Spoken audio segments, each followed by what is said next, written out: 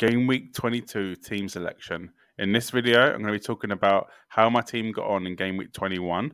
Looking forward to Game Week 22, transfers, captain picks, and who am I going to be benching. All of that in this video, so stay tuned. Let's get into it. Yo, listen up, Rue is stepping up the game, where fantasy Premier League runs in his veins. From transfers to captains, he's always on top, guiding you through every game week non-stop. They say Rue got that Salah flow. Welcome to the channel, enjoy the show. Wild cards, free hits with so much vibe. If you're hunting for success, then make sure you subscribe. G'day mate, welcome back to the channel. I'm FPL Root and welcome back to another FPL video. So like I said, in today's video, we're going to be looking at the team selection for Game Week 22.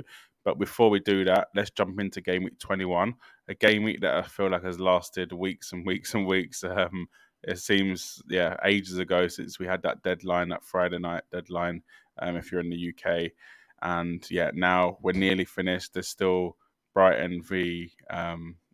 I can't remember the player. I think Wolves they're playing, but I have no players from them anyway, so it's not a big deal for me or for my rank. In goal, though, just to go through the team, David Raya, happy with him, clean sheet. I did bring him in my wild card in game week 20, I think it was now.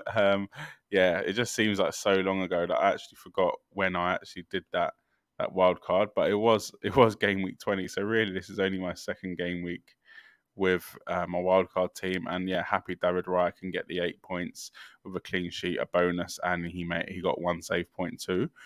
Defense standout really of my team, I'd say all returns, so a clean sheet for Gusto, but he did get a yellow card, so that's why he's on 5 points only.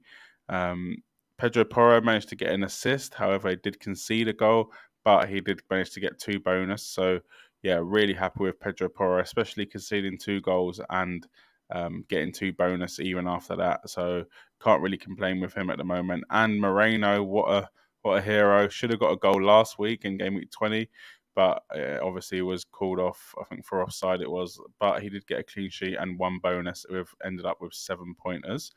Midfield was, I guess, not great. Saka, another disappointing week. Yes, in game week 20. He did get a goal, but other than that, he hasn't really been scoring. That was his first goal since game week 14, so I'm a bit worried about Saka, but and especially in a 5-0 win, it's not really what you want from your midfielder / forward. However, a lot of people did have him captain, and I didn't go for him captain. I did go for Cole Palmer, who ended up on 10 points, double that, make it 20 points. So he got 3 bonus, a clean sheet, and a goal scored. It was a penalty, but I guess that's why we bring him in. Did end up with a yellow card, and which actually dropped his bonus down to, well, he ended up getting 3 in the end, but at the time it did drop him down to 2, but he went back up to 3. Can't really complain with that. Ideally, the yellow card would have been an extra 2 points, but 10 points from my captain. He is my highest scoring player in the team, so can't really complain with that one. In midfield, carries on a disappointment is Phil Foden. Newcastle away for Man City. They scored 3 goals, but Foden, I guess, wasn't really that involved. His expected goal involvements was 0.65, so not the worst. But it is a tough game on paper. But with City scoring 3 goals, I did expect Foden, or at least one of my City assets to get a goal or an assist, because Alvarez did blank 2, which was disappointing. City were, I guess, they scored 3 goals, but it wasn't really from any of their kind of big dogs. It was from De Bruyne that came off the bench. Obviously, after the injury, he did get a goal and assist, and Bernardo Silva, and then Oscar Bob got the winner. So disappointment with the City assets, but there wasn't that many, I guess, other City assets that would have done well, that were highly owned. De Bruyne was probably the only one, which my Premier League rival did captain him, so that was a little bit annoying. Garnacho, I ended up starting him over Bowen, which was a stupid decision. I should have just played Bowen, even if he was injured, because there could have been a slight chance that he did play, with Garnacho having Spurs at home and Bowen having Sheffield United away. Obviously, Bowen's fixture is much, much better, but they both ended in 2-2 and they're both blank. So at the end of the day, it didn't really come back to bite me. So I can't really complain with that one. But disappointing from the midfield and the strikers as well. Shocking. Ollie Watkins on 1 point, as he did get a yellow card and he blanked in a 0-0 against Everton. Like I said, Alvarez blanked and Solanke blanked against Liverpool. That's 2 blanks in a row since the wild card, but I did have him before that, so I can't really complain. And I bought him in because I know he's going to have at least a double or 2 before the end of the season. On the bench, Areola, correct decision with the goalkeeper. Trent ended up not playing and because he was injured, but he should be back for the Chelsea game. It is 50-50, but I do fancy him to be back because that game is not until Wednesday UK time. So he does have a little bit of a break now, and so he can get fit. And yes, Senesi was injured, was suspended for this game. So yeah, overall 58 points. I'd say I'm happy. There's always a chance of a red arrow though.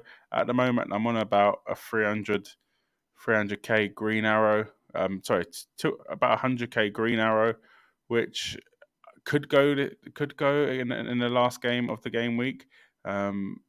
Again, I just feel like if I just got one extra return, if Alvarez did something, if maybe with Foden or someone like that did something, then any one of my midfielders apart from Cole Palmer, then it would have been a nice green arrow. But 100k green arrow going into Brighton v Wolves, so I've got no players. Hopefully, it can stay a green, but who knows? If Estupinan and João Pedro start scoring and getting assists, then it could be a long day for me, and it could end up being a red arrow. But I'm hopeful of a green arrow, and feeling really, really confident going into game week 22 with 2 free transfers and a lot of money in the back. In fact, 7.4 million in the bank, but we'll chat about that next. Start off in goal for my game week 22 team selection. David Raya has Forest away. I think a really, really good fixture for him. Although Forest have been on, I guess, half decent form recently. Chris Wood has been on fire. They've scored quite a few goals too against Brentford, which they were unlucky to actually lose that game. And yeah, Chris Wood with a goal. Even in game week 20, who they play? They played Man United and then beat them 2-1. So they are in decent form at the minute, considering how bad I guess they were early on in the season where Steve Cooper did actually get sacked. But yeah, I think it's probably a better game than Areola, Bournemouth at home. I think Bournemouth are going to look to want to bounce back after their 2 defeats in a row. Don't really trust West Ham's defence, especially after conceding 2 against Sheffield United. Overall, I think Areola is still a good option for goalkeeper, but I think in this fixture, David Raya away to Forest, yes, not the easiest game, but I just do fancy Bournemouth to score against West Ham, so that's the reason I'm going for him. Also, a lot of people are going to have Gabriel and Saliba, so it kind of covers them, I guess, even though it didn't in game week 21, but I'm hoping it can in game week 22. Next up for the defence, so I've got Trent in here. I think Trent will be all right for this Chelsea game. Like I mentioned a bit earlier on in the video, the game's not until Wednesday UK time, so it does give Trent about a week and a half to get fit, and I think he will get fit. It's a knee injury, which is obviously not the best if it is a serious one, but I wouldn't say it's that serious, and I do fancy Trent to be back for that game. If not, he'll be back for the Arsenal away game. Which is not the best, but I guess Trent is Trent. He can get an assist, a goal against anyone, and Liverpool, the way they're playing at the moment, I fancy them to beat Arsenal and probably keep a clean sheet in that one, to be honest with you. Pedro Porro, Brentford at home, a good fixture for him, I think. I think Brentford, they did win last time out, but they have been on pretty bad form. Pedro Porro, Spurs are not the best at keeping clean sheets, but his assists and his attacking threat just make up for that. And I think a home game against Brentford could see Spurs keep a clean sheet. Now they've got a full defence with Van der Ven back, Romero, Udogi and Porro.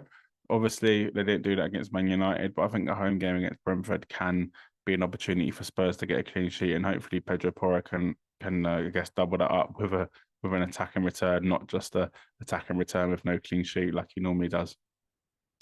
I'm starting Moreno in this game week. It was a close call between him and someone like Senesi, but I think Moreno, Villa at home, Newcastle have been pretty bad away from home this season, and I think Moreno does have, I guess, more of attacking threat than Senesi.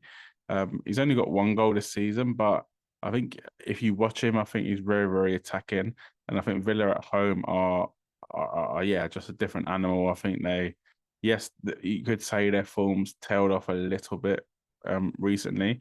Draw against Everton, they beat Burnley in 20, then they lost against Man United and lost against Sheffield United. So only one win in four, but this game I think they'll want to, I guess, get back to winning ways after only winning one in four. And I think Moreno can give that attacking threat. And Villa defensively have been okay this season. They've just come off a clean sheet too. So really happy with the Moreno pick. Like I said, though, Senesi was a close call. I do really, really like him. I know a lot of people think he is a bandwagon, but 2 goals, 2 assists this season in 13 starts. Bournemouth's defensive record hasn't been too bad. They actually kept a lot of clean sheets in a row between kind of game weeks 15 and 19, where they kept 3 clean sheets out of the 4 games.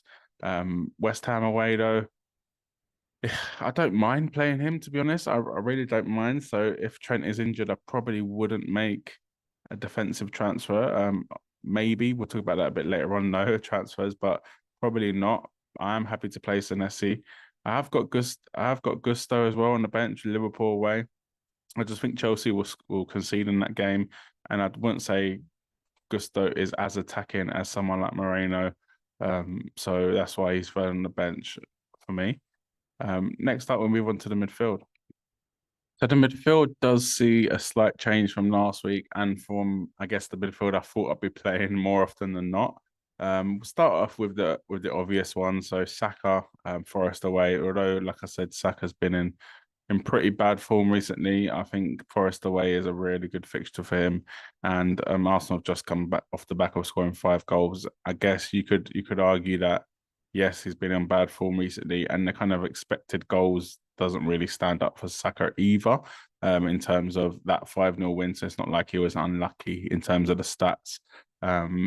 So for me, like that argument of yes, Arsenal scored 5, so he's due a goal doesn't really stand. However, um, who knows? Next time the chances might fall to him, and he might put a few away. But last time it wasn't even like he got the chances, so it is a little bit worrying. But there's no way I can see Arteta dropping him. He's always got penalties as well.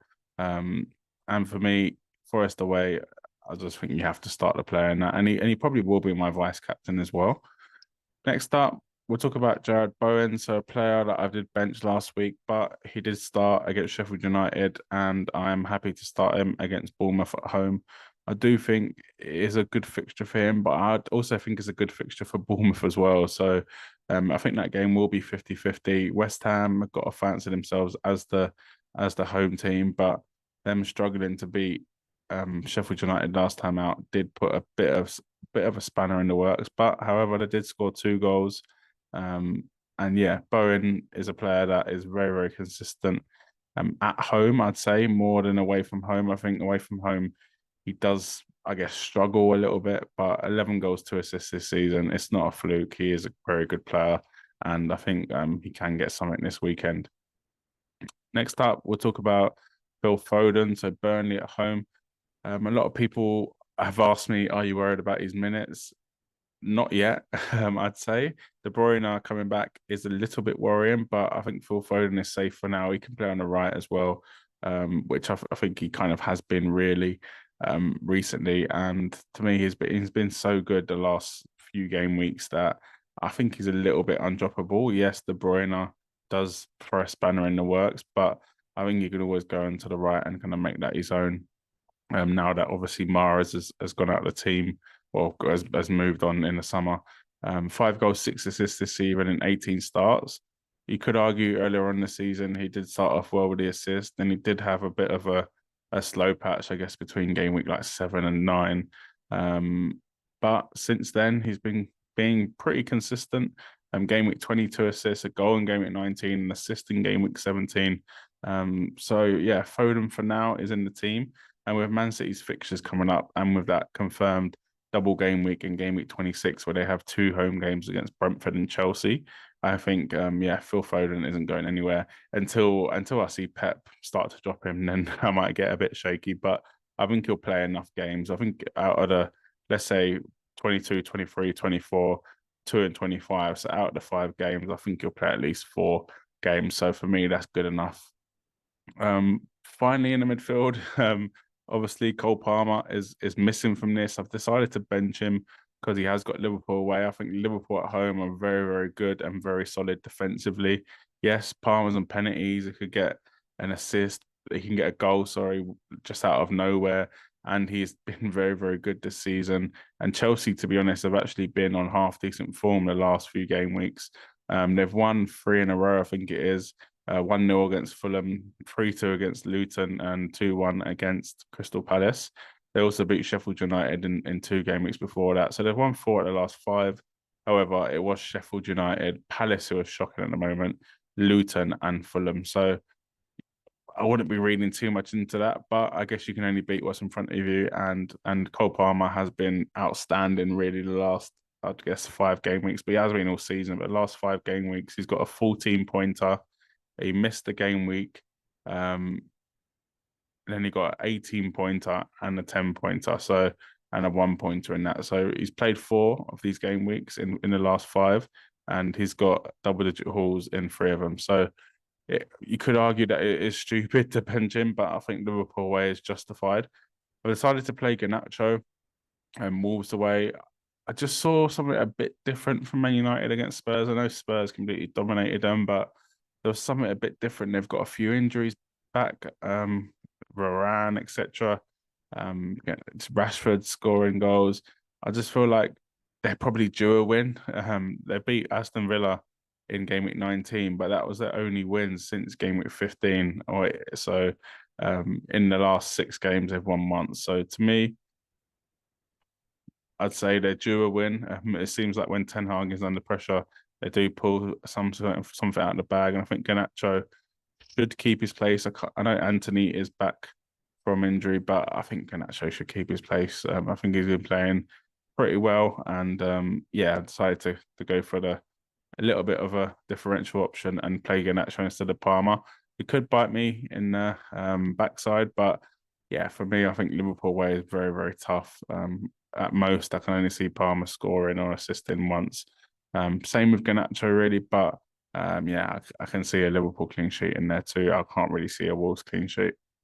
So the strike force does consist of 3 players that all blanked last game week. So a little bit disappointing, and same with the midfield. To be honest, they all blanked. So hopefully that means they're gonna score double-digit hauls this game week. But we'll start off with Ollie Watkins, a home fixture against Newcastle at home. As I've mentioned with Moreno, Aston Villa are a different team at home.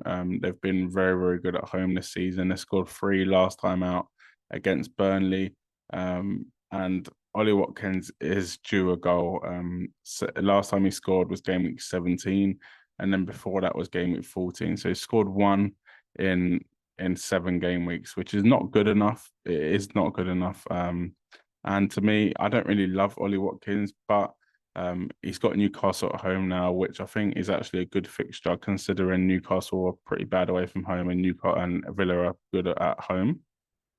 Then they've got Sheffield United away, then Man United at home, Fulham away, then Forest at home, then Luton away. So really, really good fixtures up until about game week 27. So for me, he probably will end up staying on the team, but he's now 8.9 million. And yeah, I don't know if he's worth it. I wouldn't be bringing him in, but he's going to be starting in my team. There is a potential for me to take him out, but I will talk about that later on in this video where I talk about my transfers. But yeah, for now, he is staying in my team. Solanke, yes, disappointing not to get nothing in the last 2 game weeks, but it was Spurs away, Liverpool at home. So I kind of understand, albeit Spurs do concede quite a few goals. In that game, they only conceded 1. Solanke did have expected goals of 0.84, so it was pretty good for that game week. But yeah, Solanke for me is a keeper in my team for the next few game weeks. He's got West Ham away next, which I'd say is not the easiest game, but it's not the worst. And then they've got Forest at home, Fulham away, and then a tough run in Newcastle away, City at home. But they will potentially have double game weeks in and around that time. And then they've got Burnley, Sheffield United, Wolves, etc. So I'm pretty much holding out for the double game weeks for Solanke. I know he can score against everyone, but it is nice that the fixtures do turn into some pretty nice fixtures over the next at least three game weeks, and hopefully he can deliver like he has done the whole season. To be honest, he's been very very good ever since I bought him in. So I bought him in on the wild card. Obviously, two blanks since then, but I had him before that. I had him for the Luton game that got postponed as well in game week 17, which should have been a goal, and I had him against Man United and Forest and Fulham. So overall, he was very very good for me pre wild card, and hopefully he can be post wild card as well. 12 goals, 1 assist this season in 20 starts. Yeah, for me, he's a very, very good player, and he's doing so well this season that I do want to keep him for at least the next 3 game weeks, and hopefully for his double game weeks coming up soon as well. Next up, Julian Alvarez, blanking 22, but since Haaland's out, he has got a couple goals after his dry spell where he hadn't scored since game week 9, but he scored in 19 and 20, so can't be too mad at Alvarez. He's done me pretty well all season. 6 goals, 8 assists. I've had him from pretty much the start, and this potentially could be his last game week in my team. He's got Burnley at home. The captain's armband is on him because I think it is the best fixture, and I think he'll be on penalties if Haaland isn't fit. This is a big if. Obviously, this video is a little bit early. We don't know if Haaland has played in the FA Cup. We don't know how he's getting on with recovering from injury. So it's all big, big ifs. But if Haaland is not back or hasn't played any minutes in the FA Cup, then Alvarez will be staying in my team and he will be captain. Next up, we'll move on to the potential transfers, which does actually involve Alvarez, but I won't give too much away because we're getting onto it now. So with the transfers, I feel like I have suggested or I've thought about making this transfer for the last 3 game weeks, but Alvarez to Haaland, I do have enough money to do that. I've got 7.4 million in the bank, and I do have 2 free transfers too. Will Haaland be fit? Who knows at this moment, to be honest. He's missed quite a lot of football, more than I expected, to be totally honest with you. Even Ollie Watkins, who hasn't scored in a while, has kind of overtook him as the top highest point scoring forward in the game.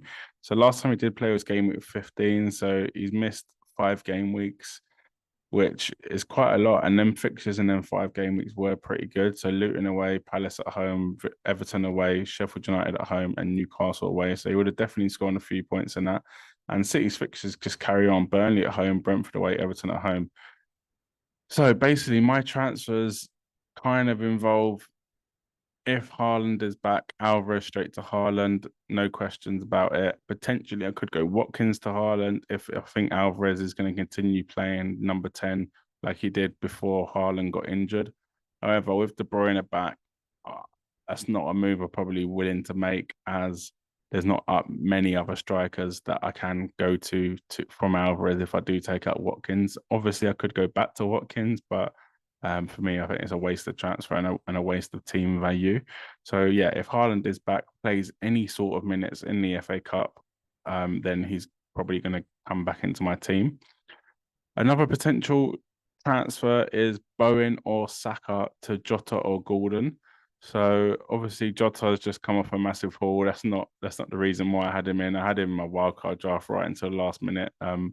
But Bowen, yes, it's a good fixture, but his fixtures do turn after that Bournemouth game, and even Bournemouth, I don't think is the best game. It is a good game, but I don't think it's the best game. It's not a Sheffield United at home, etc. etc. But after that game, he's got Man United away, Arsenal at home, which is not ideal. But Bowen, I'm not too sure I want to take him out. I think yes, it's an option, but for now, I'd probably just keep him and try and roll a transfer. Obviously, if Haaland is not fit, then I'll kind of have to use a transfer, but I'll probably do that on one of my maybe bench players, etc. Saka, I thought about taking out Saka. It's kind of the same with Bowen. His fixtures are good though, whereas Bowen, I'd say they do turn slightly worse with Saka. His fixtures are pretty decent for at least a few game weeks. They've got Forest away, but then they've got Liverpool at home, West Ham away, but then they've got Burnley away, but then they've got Newcastle. So it is a mixed bag. Also, with Arsenal, they do play in game week 29, so it is guaranteed. So if your chip strategy is to have to field your own team and not play the free hit and not play the wild card, etc., then maybe keeping your Arsenal assets is a smart move. If you don't know what chip strategy to play, go over and watch my chip strategy video. It should come up at the end of this video, so keep watching until then. Anthony Gordon, I do really like as well. Yes, Newcastle's form has been pretty bad, but Gordon has been chipping away with the goals, chipping away with assists, and he's still only 6.1 million, which I think is a real bargain. This season, he's got 7 goals, 7 assists in 19 starts. Newcastle haven't won in 4, and they've won 1 in 7, so very bad form. But their fixtures do turn much better now. Obviously, I said Villa away is not one of them ones, but after that, in game week 23, it's Luton at home, Forest away, Bournemouth at home. So some really good fixtures there. It is a tough one. It is a bit of a wait and see. I think this game week, if Haaland is fit, that is going to be my move in, probably for Alvarez. If Haaland isn't fit, then Alvarez will have to stay, and it might have to be a Garnacho out or a Saka out, and bring in someone with a double game week, and hopefully we'll know that by the end of this game week. So there is a lot of if, buts, and maybes, but I really wanted to get this video out just to give you my initial thoughts until we do know a bit more. I don't really want to take up Bowen and Saka, but I am willing to do that in order to better prepare for the double game weeks coming up. That was it for this video. Please make sure you do smash a like. It does help me out so much. Subscribe to the channel as well if you are new around here. Put the notification bell on. Loads of videos coming out 2-3 times a week at least. Trying to hit 2K as well subs before the end of the season. Make sure you're one of them, and good luck for the game week. Have a good one.